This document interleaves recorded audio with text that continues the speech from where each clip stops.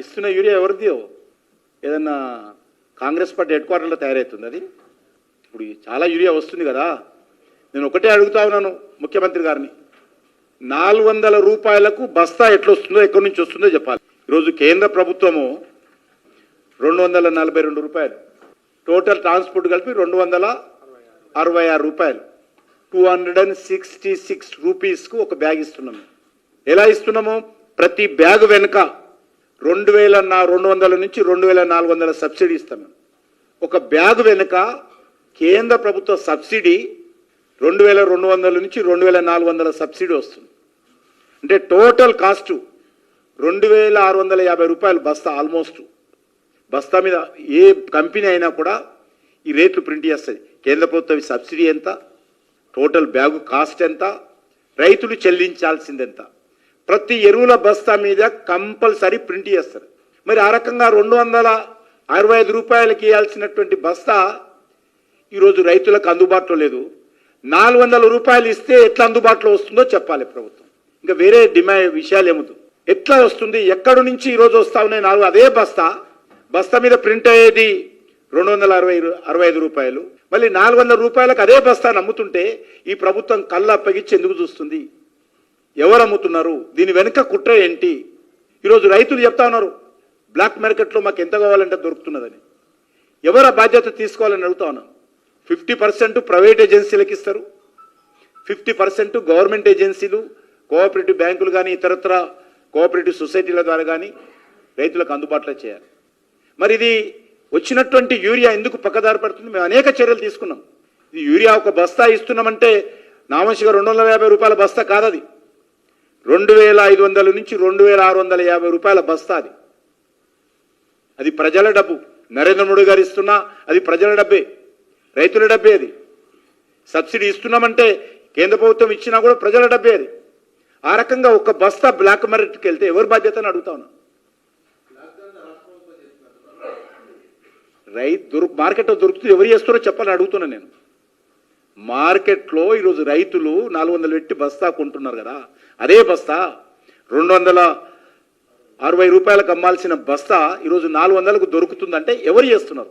ఆపాల్సిన బాధ్యత ఎవరిదాన్ని అడుగుతా ఉన్నాను. అసలు వర్షాకాలం రాకముందే, భూమి దున్నకముందే, విత్తనాలు అవసరం రాకముందే రాష్ట్ర ప్రభుత్వం మాట్లాడింది ఎరువుల కొరత ఉంది. అప్పటికి 2 లక్షల ఎంటీ 70,000 మెట్రిక్ టన్స్ వాళ్ళ దగ్గర స్టాక్స్ ఉన్నది. 270 మెట్రిక్ టన్నుల స్టాక్స్ అప్పటికి ఉన్నది రాష్ట్ర ప్రభుత్వం దగ్గర. పాతది లాస్ట్ సీజన్ది, రబీ సీజన్ది. ఆ ఓపెన్ స్టాక్ ఉంది రాష్ట్ర ప్రభుత్వం దగ్గర. ఉన్నప్పుడే ఇంకా కేంద్ర ప్రభుత్వం పక్కన ముందే స్టాకు కొరత అనే ఒక భయానకమైనటువంటి వాతావరణం సృష్టించారు. నేను అడుగుతా ఉన్నాను, నరేంద్ర మోడీ గారి ప్రభుత్వం వచ్చి 11 సంవత్సరాలైంది.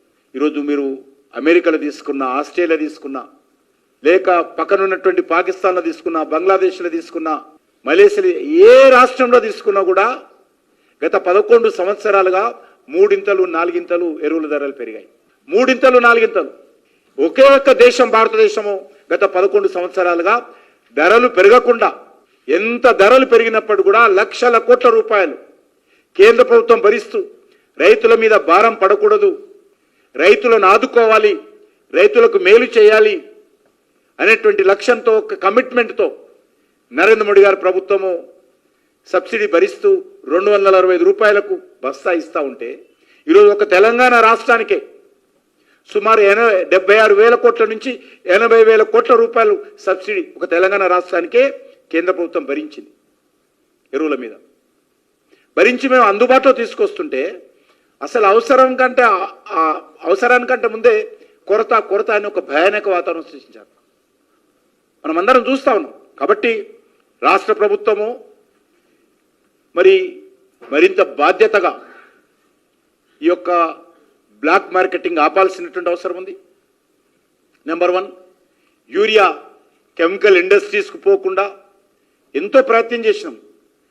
యూరియా నరేంద్ర మోడీ గారు అధికారంలో రాగానే యూరియా బ్లాక్ మార్కెటింగ్ ఆపాలని వేప పూత పూసినటువంటి యూరియా సరఫరా చేసాం. చిన్న విషయం కాదు, అనేక చర్యలు తీసుకుంది కేంద్ర ప్రభుత్వం. కరోనా లాంటి సమయంలో కూడా ప్రపంచవ్యాప్తంగా అనేక రకాల కంపెనీలని మూతపడి కార్మికులు రాని కారణంగా కంపెనీలు మూతపడి అనేక దేశాలలో మన దేశానికి రావాల్సినటువంటి యూరియా కొరత ఉన్నప్పుడు కూడా వాటన్నిటిని అధిగమించి ఎంతో కష్టపడి కరోనా సమయంలో కూడా యూరియా ఇచ్చాం. ఈరోజు ఉక్రెయిన్ కానీ, రష్యా ఉద్యమం కానీ, చైనా కానీ కొన్ని కారణంగా ఇబ్బందులు ఉన్నప్పటికీ కూడా ఎంతో కష్టపడి 24 అవర్స్ మానిటరింగ్ సెల్ ఢిల్లీలో ఏర్పాటు చేసి యూరియా విదేశాల నుంచి దిగుమతి చేసుకొని వేల కోట్ల లక్షల కోట్ల సబ్సిడీతో రైతులకు అందిస్తూ ఉంటే ఒక్కొక్క బస్తా పైన 2,400 రూపాయలు సబ్సిడీ ఇచ్చి రైతులకు అందిస్తూ ఉంటే దాన్ని ఈరోజు బ్లాక్ మార్కెట్కి వెళ్లకుండా చూడాల్సిన అవసరం ఉంది. నేను రైతులను కూడా కోరుతా ఉన్నాను, ఎవరైనా పెద్ద రైతులు దయచేసి మీరెవ్వరు కూడా స్టాక్స్ పెట్టుకోకండి, మీ అవసరమంతనే వాడుకోండి. ఒకటి విశ్వాసం ఇస్తున్నాం, ఈరోజు సింగరేణి కూడా మన రామగుండం ఎరువుల పరిశ్రమ కూడా ప్రొడక్షన్ 100% పెంచాం. అనేక ఇతర ప్రాంతాల నుంచి కూడా మేము ఎరువులను తీసుకొచ్చి రాష్ట్ర ప్రభుత్వానికి హ్యాండ్ ఓవర్ చేస్తాము. కాబట్టి దయచేసి కృత్రిమ కొరత లేకుండా చూడాలి. మరి రాష్ట్ర ప్రభుత్వాన్ని కూడా కోరుతా ఉన్నాను, ఒక్క బస్తా కూడా దారి మళ్ళకూడదు, ఒక్క బస్తా కూడా బ్లాక్ మార్కెట్లో రైతులకు అమ్మకూడదు. ఆ రకమైనటువంటి కఠినమైనటువంటి చర్యలు తీసుకోవాల్సిందిగా కోరుతా ఉన్నాను. ఇది ఉమ్మడి బాధ్యత, రాష్ట్ర కేంద్ర ప్రభుత్వాల బాధ్యత. కేంద్ర ప్రభుత్వం ఇతర దేశాలలో అనేక రాష్ట్రాలతో అనేక కంపెనీలతో మాట్లాడి మరి పూర్తి స్థాయిలో డబ్బు చెల్లించి మన దేశానికి తీసుకొచ్చి చాలా తక్కువ ధరకు ఈరోజు రైతులకు అందించేటువంటి ప్రయత్నం నరేంద్ర మోడీ గారి ప్రభుత్వం చేస్తుంది. ఆ స్పిరిట్తో రాష్ట్ర ప్రభుత్వం కూడా పనిచేయాలి తప్ప మరి ఎంతసేపు వాళ్ళని బదలాం చేయడం, వీళ్ళు బదలాం చేయడం, మాటలతో కాలం వెళ్ళబుచ్చడం సమస్య పరిష్కారం కాదు. అల్టిమేట్గా మనం అందరం రైతులను ఆదుకోవాల్సినటువంటి బాధ్యత ఉన్నది.